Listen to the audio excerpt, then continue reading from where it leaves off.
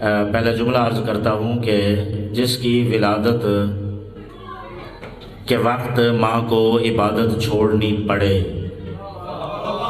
وہ مولوی ہوتا ہے، اور جس کی آمد کعبہ کو قبلہ بنا دے وہ مولا ہوتا ہے۔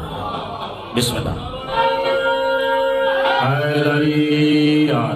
بسم اللہ، بسم اللہ، آباد و شاد رہے، توجہ ہے سرکار، بسم اللہ۔ چلیں ایک نفیس سا جملہ عرض کرتا ہوں کل کی گفتگو کو مد نظر رکھتے ہوئے، اشارتاً زیادہ تفصیل نہیں کر سکتا۔ جس کی ولادت ماں کو مشکل سے دوچار کر دے وہ مولوی ہوتا ہے، اور جس کی آمد دین کی مشکل کشائی کر دے وہ مولا ہوتا ہے۔ بسم اللہ، توجہ ہے سرکار۔ میں نے رات عرض کیا کہ جناب فاطمہ بنت اسد صلوات اللہ علیہا مادر امیر المومنین علیہ السلام دیوار کعبہ کے قریب تشریف لائی، دعا کی، اے اللہ میں تجھ پر ایمان رکھتی ہوں، تیرے رسولوں پر ایمان رکھتی ہوں، تیری کتابوں پر ایمان رکھتی ہوں، اس گھر کے بنانے والوں کی عزت کا صدقہ، اس گھر کی عزت کا صدقہ، اور اے اللہ بحق حاضر مولود الذی فی بطنی، اس مولود کا صدقہ جو میرے بطن میں ہے، میری مشکل کو آسان فرما۔ ابن قعنب اور عباس ابن عبد المطلب فرماتے ہیں کہ بی بی پاک کی ابھی یہ دعا ختم نہ ہوئی تھی کہ ہم نے دیکھا دیوار کعبہ شق ہو گئی۔ توجہ ہے سرکار، آل محمد وہ ہیں کہ جن کے بغیر قرآن کی آیتوں کی دلیل نہیں بن سکتی۔ قرآن میں اللہ نے کہا لو انزلنا ھذا القرآن علی جبل لرأیتہ خاشعا متصدعا من خشیۃ اللہ، اگر یہ قرآن پہاڑوں پر نازل ہوتا، پہاڑ ٹکڑے ٹکڑے ہو جاتا، پہاڑ بکھر جاتا، پہاڑ ریزہ ریزہ ہو جاتا۔ کوئی پوچھے کہ قرآن کریم الماریوں میں رکھا ہوتا ہے، کبھی الماری ٹوٹی نہیں ہے، توجہ ہے سرکار۔ تو یہ قرآن نے دعویٰ کیا ہے کہ میں اگر پہاڑوں پر نازل ہوتا، پہاڑ ٹکڑے ٹکڑے ہو جاتا، یہ آیت کیسے سمجھ آئے گی؟ تو اسے 13 رجب علی ولی اللہ پڑھنے والے کو چاہیے کہ اس سوال کرنے والے کو صحن حرم میں لے جائے، اسے وہ کعبہ کی دیوار میں جو آج تک دراڑ باقی ہے وہ دکھا کے کہے یہ قرآن صامت کا دعویٰ ہے جو قرآن ناطق کی ماں نے سچ کر دکھایا ہے۔ علی علی علی علی علی علی یا علی، بسم اللہ، توجہ ہے سرکار۔ قرآن ناطق کے آنے پر کعبہ کی دیوار نے شک ہو کے بتایا۔ قرآن نے ایسے نہیں کہا کہ یہ پہاڑوں پر نازل ہوتا تو پہاڑ ٹکڑے ٹکڑے ہو جاتا، یہ اصل اور حقیقت قرآن کی بات ہے۔ توجہ ہے سرکار، وہ قرآن جس کے لیے سورہ واقعہ میں فرمایا فی کتاب مکنون، توجہ ہے سرکار، یہ قرآن کتاب مکنون میں ہے، توجہ ہے سرکار۔ سورہ بروج میں فرمایا فی لوح محفوظ، لوح محفوظ میں ہے، توجہ ہے جناب۔ تو یہ حقیقت قرآن میں جناب فاطمہ بنت اسد صلوات اللہ علیہا اندر تشریف لے گئی، رات بھی گزارش کیا، پورا مکے میں مشہور ہو گیا کہ یہ واقعہ رونما ہوا ہے، اور ابو طالب علیہ السلام کا حرم اندر تشریف لے گئے اور دیوار دوبارہ مل گئی ہے۔ عجیب، ظاہر ہے کہ انتہائی عجیب واقعہ ہے۔ گھبرا کے بی بی پاک کو پیچھے ہٹنا چاہیے تھا، لیکن بی بی نے اندر جا کے یہ ثابت کر دیا میں کرار کی ماں ہوں، فرار کی ماں نہیں ہوں۔ بسم اللہ، بسم اللہ، آباد و شاد رہے، بسم اللہ۔ بی بی پاک اندر تشریف لے گئی، پورا مکہ پریشان ہے، لیکن پریشانیوں کے حل کرنے والے علی کے بابا ابو طالب پرسکون گھر میں تشریف فرما۔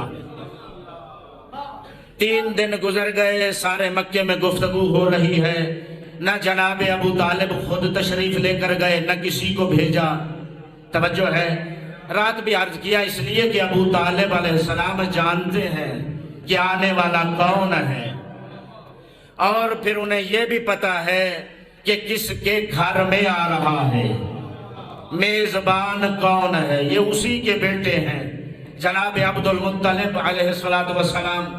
جب ابرہہ نے حملہ کیا، بیت اللہ کی طرف آیا، جناب عبد المطلب کے کچھ غلام اور اونٹ پکڑ لیے۔ توجہ ہے یا تھک رہے ہیں جی؟ جناب عبد المطلب ابرہہ کے سامنے گئے، ابرہہ نے کہا کیا کام ہے؟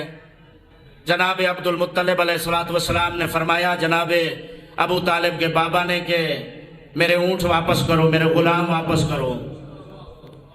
ابرہہ پریشان ہو کے کہتا ہے میں آیا ہوں تمہارا کعبہ ڈھانے کے لیے، میں نے تو سوچا تھا کہ تم کعبہ کے متولی ہو، اس کے سرپرستی آپ کے پاس ہے، آپ میرے پاس آ کر کوئی بیت اللہ کے بارے میں بات کرو گے، کعبہ کے بارے میں بات کرو گے، حملہ نہ کرو، کوئی اس کے بارے میں مذاکرات کرو گے، تمہیں اپنی اونٹوں کی فکر ہے، کعبہ کی کوئی فکر نہیں ہے۔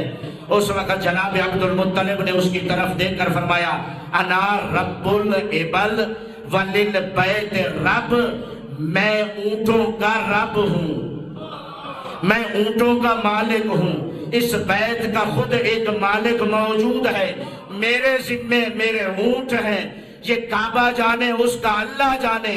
ابو طالب علیہ السلام بھی اسی کے بیٹے ہیں، یہ سارا مکہ پریشان ہے، ابو طالب سکون سے گھر میں اسی لیے بیٹھے رہے، پیغام دے رہے تھے کہ میں عبد المطلب کا بیٹا ہوں، میں پریشان اس لیے نہیں ہوں، میں جانتا ہوں کہ جو کعبے میں آ رہا ہے وہ کعبے کا آنے والا جانے، بھیجنے والا جانے۔ میں بسم اللہ حیدری یا علی بسم اللہ یا علی بسم اللہ۔ توجہ ہے سرکار، اب 3 دنوں تک جناب فاطمہ بنت اسد صلوات اللہ علیہا، ایک صلوات پڑھ لیں محمد و آل محمد پر، اللہم صلی اللہ محمد و آل محمد وعجل فرجہ۔ بسم اللہ بسم اللہ بسم اللہ۔ ایک پھر بھی ہدیہ صلوات کر لیں، اللہم صلی اللہ محمد و آل محمد وعجل فرجہ۔ توجہ ہے سرکار، بس آخری جملے، میں تو ہمیشہ ظاہر ہے کہ آپ کی خدمت میں موجود ہوں، قبلہ کے آنے کا انتظار تھا، قبلہ تشریف لے آئے، میں بس آخری جملے آپ کی زحمت تمام کروں۔ توجہ ہے سرکار، 3 دن تک جناب فاطمہ بنت اسد صلوات اللہ علیہا حرم خدا میں خدا کی مہمان رہی۔ توجہ ہے جی، علی علیہ السلام سے مقابلہ کرتا ہے مولوی، توجہ ہے جی۔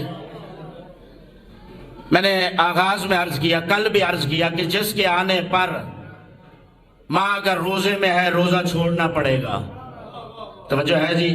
مولوی کی اوقات اور حیثیت اتنی سی ہے، ماں اگر مصلی پر ہو تو اسے مصلی سے بھاگنا پڑے گا، توجہ ہے جی۔ تلاوت کر رہی ہے تو تلاوت چھوڑنی پڑے گی، یعنی مولوی وہ ہے کہ جس کی ولادت پر اس کی ماں پر نماز پڑھنا حرام ہو جائے، اور مقابلہ کرتا ہے اس سے جس کے لیے اللہ نے قرآن میں فرمایا، جناب ابراہیم و اسماعیل علیہ السلام کو مخاطب کر کے فرمایا وَطَهِّرَ بَيْتِيَ لِلطَّائِفِينَ وَالْعَاكِفِينَ۔ آپ تھک گئے میرے خیال میں، طَهِّرَ بَيْتِيَ لِلطَّائِفِينَ وَالْعَاكِفِينَ وَالرُّكَّعِ السُّجُودِ۔ اے میرے ابراہیم و اسماعیل، اس گھر کو پاک رکھو طواف کرنے والوں کے لیے، توجہ ہے سرکار، رکوع کرنے والوں کے لیے، اور اس میں اعتکاف کرنے والوں کے لیے۔ اب تفصیل میں نہیں جا رہا، صرف اشارہ کروں گا، اعتکاف میں روزہ شرط ہے، اعتکاف اس وقت تک ہو نہیں سکتا جب تک روزہ نہ ہو، روزہ شرط ہے اعتکاف کی، اور اعتکاف ہوتا ہے 3 دن کے لیے، توجہ ہے سرکار۔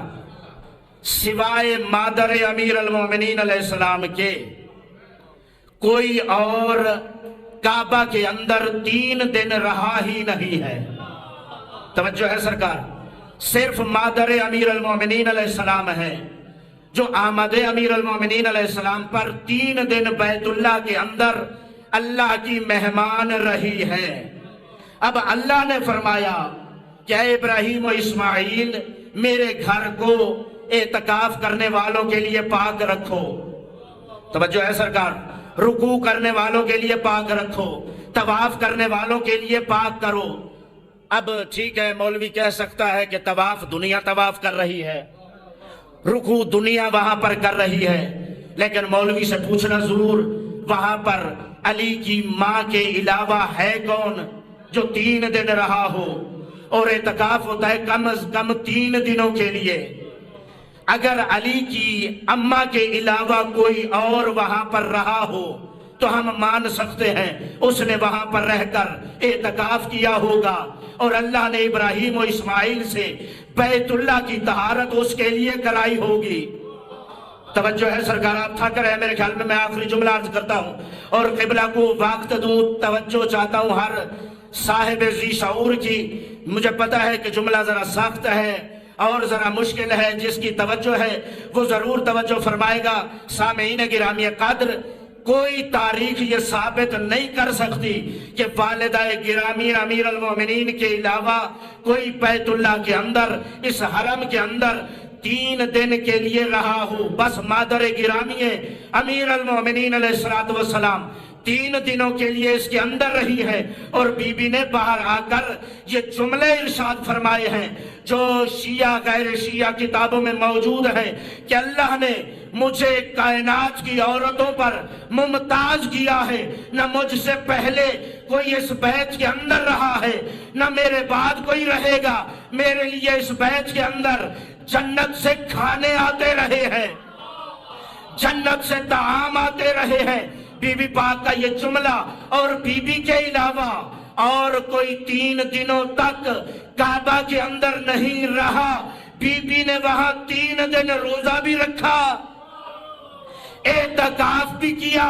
میں کہتا ہوں مولوی تو وہ ہے کہ جس کے آنے پر جس کی ماں کا روزہ ٹوٹ جاتا ہے، نماز اس پر حرام ہو جاتی ہے۔ جتنا فرق حرام اور واجب میں ہے اتنا فرق مولوی اور علی میں ہے۔